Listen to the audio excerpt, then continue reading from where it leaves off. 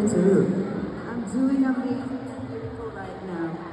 And what can you say to all your supporters over there, Daddy number two? To my friends, to my loving family, and to my glam team, thank you so much for your unwavering support.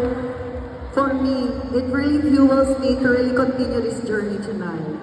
Wow. Alright, I've heard that you're actually an SK official in your barangay and specifically an SK chairman. So my question reads, as the current SK chairperson of Barangay Malinaw, what inspires you to support and uplift young people? Again, as the current SK chairperson of Barangay Malinaw, what inspires you to support and uplift young people?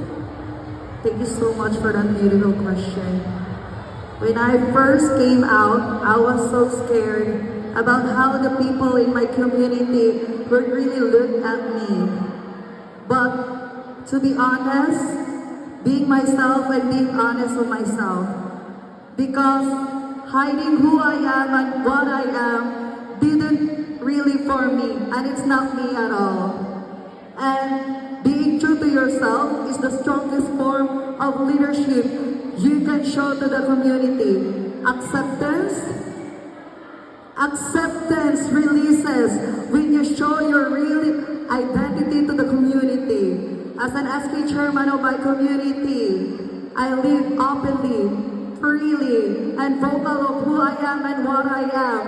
And I hope to inspire young youth, especially the allies and members of LGBTQA+ community, to be strong, confident, and proud of who you are and what you are. Because at the end of the day, this is one thing you can champion life for the better version of yourself. Together, we can create an amazing community filled with love, understanding, and unity.